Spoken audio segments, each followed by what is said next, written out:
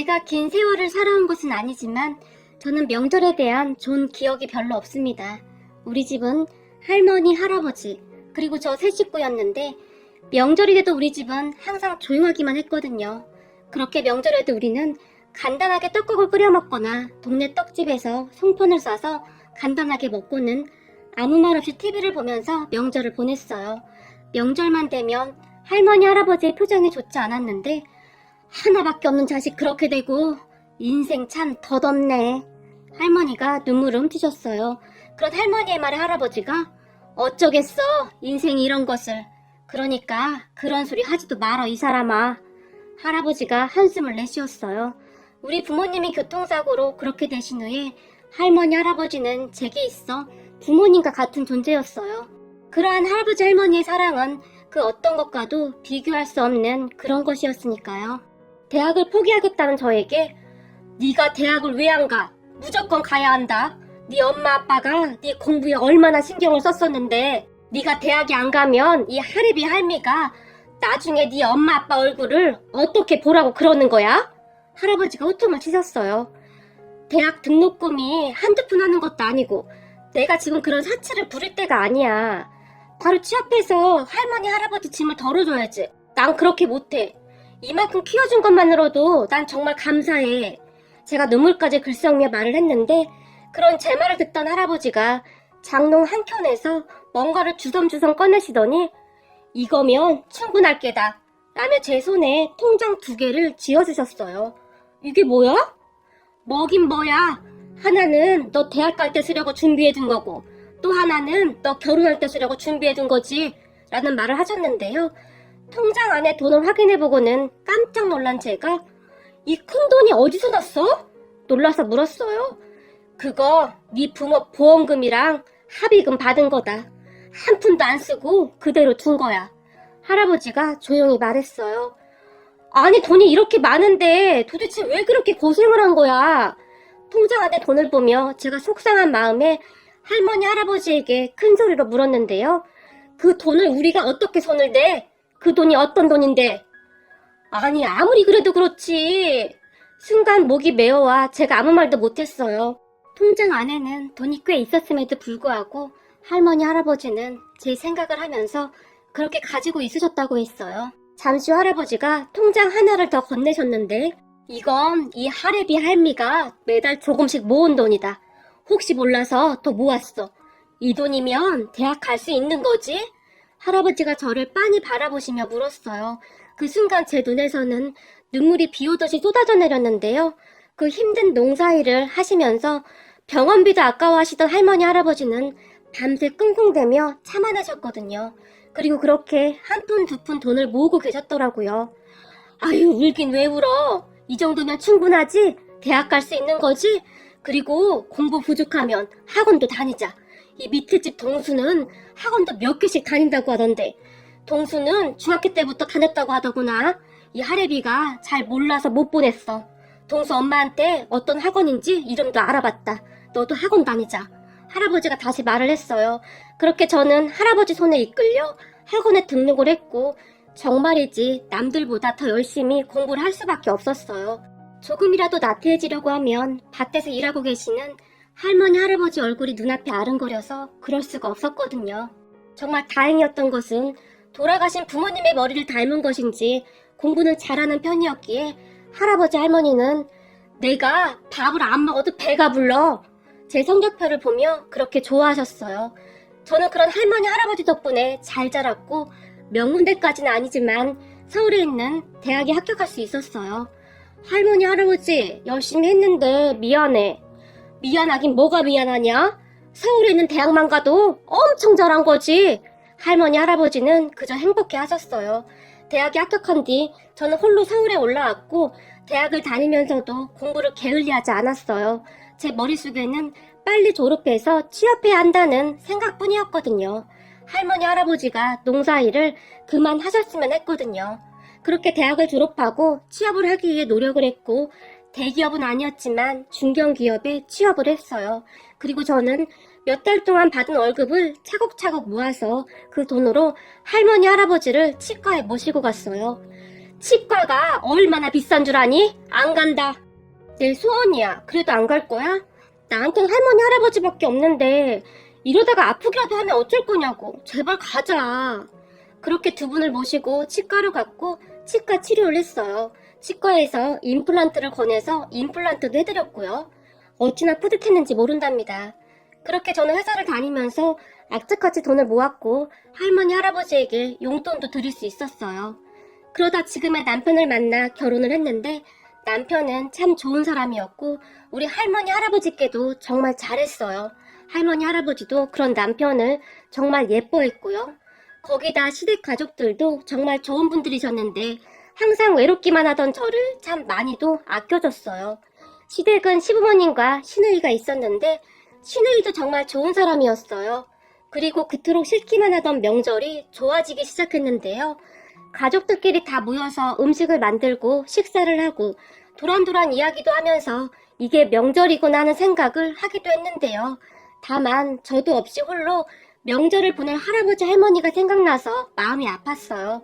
결혼 후 첫 명절에 시댁에 갔는데 잠시 작은 방에 가서 할머니 할아버지께 전화를 하고 있었는데 할머니 내일 내려갈게. 알았어. 조심해서 내려갈게. 근데 나까지 없어서 우리 할머니 할아버지 심심하겠네? 제가 말했는데 그 순간 저도 모르게 눈물이 흘러나왔고 흐르는 눈물을 손으로 닦아내고 있었어요. 그런데 제가 방에 있는 줄 모르고 들어왔던 시누이가 저를 봤고 제가 급히 고개를 돌렸어요. 우는 모습을 보이고 싶지가 않았거든요. 그런 제 모습을 본 시누이가 급히 문을 닫고 나갔지만 그 뒤 시누이는 아무런 내색도 하지 않았고 평소와 똑같이 행동했어요. 그리고 명절 다음날 할머니 할아버지에게 가려고 준비를 하고 있었는데 시어머님이 이거 가져가서 할머님 할아버님 드려. 내가 따로 준비해둔 거다. 라며 음식을 정성스레 싸서 저에게 주셨어요. 감사해요 어머님. 제가 어머님에게 감사 인사를 했는데 뒤에 있던 시누이가 올케 나도 이거 라며 제게 뭔가를 건넸는데 형님 이게 뭐예요? 홍삼이네? 그냥 할머님 할아버님 가져다 드리라고. 시누이가 수줍게 웃었어요. 형님 감사해요 라고 말을 하던 순간 또다시 제 눈에 눈물이 고였는데요. 시누이는 항상 그렇게 묵묵히 저를 챙겼는데 속이 참 깊은 사람이었어요.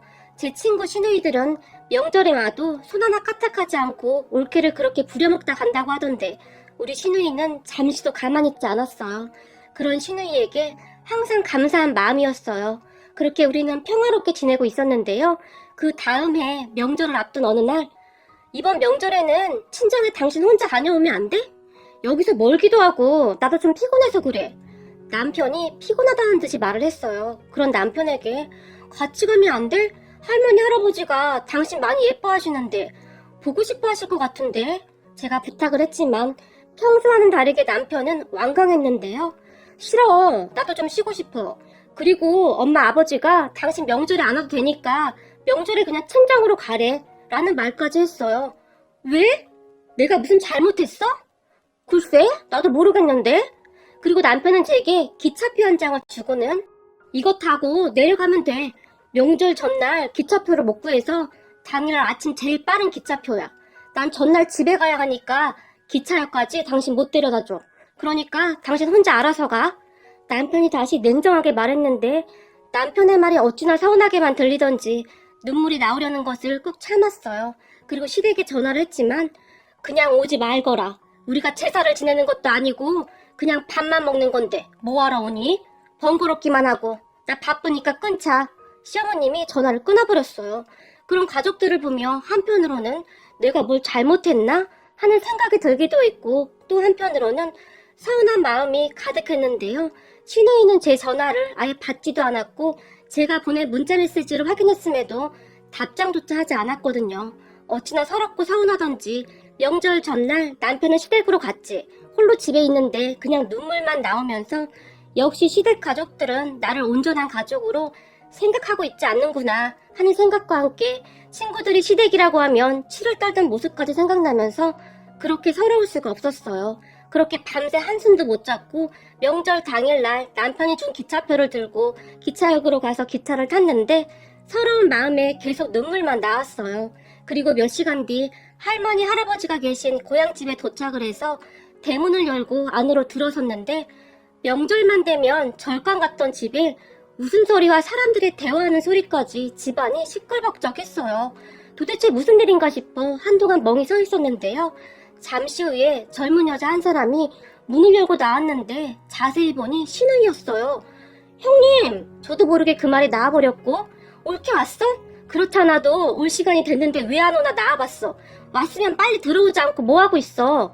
신우이가 활짝 웃으며 빨리 들어오라고 손짓을 하고 있었어요.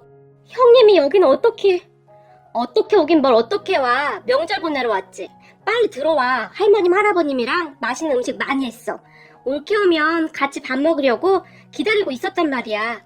신우이가 제 앞으로 성큼성큼 걸어와서는 제 팔을 잡아 끌었어요. 그렇게 집 안으로 들어섰는데 집안의 모습을 보고 저는 그만 오열을 하고 말았답니다. 집안의 시부모님과 신우이 그리고 우리 남편이 상을 차리고 있었고 할머니 할아버지 얼굴에는 웃음이 가득했어요. 왔니? 다들 너 기다리고 있었다. 할아버지가 활짝 웃으며 말했어요. 아니 다들 어떻게 된 거예요? 제가 물었는데요. 이번 명절에는 당신 좀 쉬게 하려고 어제 우리가 여기로 먼저 내려온 거야. 당신 저번 명절 내내 음식하느라 힘들었었잖아. 빨리 밥 먹자. 남편이 활짝 웃었어요. 그런 가족들의 모습에 저도 모르게 눈물이 왈칵 쏟아졌는데요. 알고 보니 전에 제가 홀로 울고 있던 모습을 보며 신우이가 올케 말이야. 할아버님 할머님 혼자 계신데 마음이 안 좋네.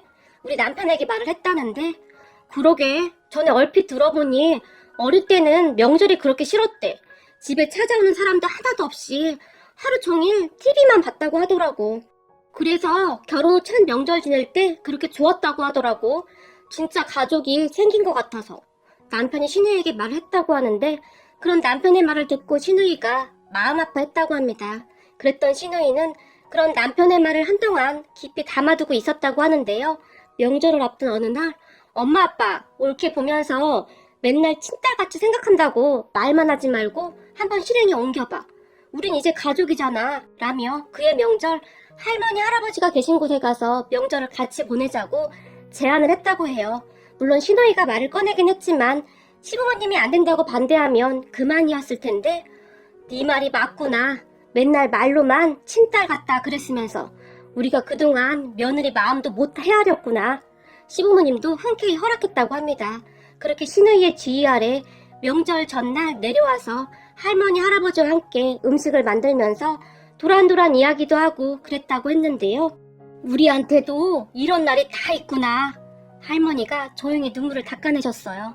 우리 부모님이 그렇게 떠나신 뒤 제대로 된 명절을 지낸 적이 없으셨던 할머니 할아버지는 그저 행복해하셨어요. 그렇게 우리는 할머니 할아버지 집에서 다 같이 하룻밤을 자고 올라왔는데 집이 좁아서 제가 많이 미안했지만 오랜만에 거실에다 이불 깔고 다 같이 자면 되겠네. 신우이가 신나는 표정으로 말했고 우리 가족 모두는 거실에 누워서 이런저런 이야기를 했어요.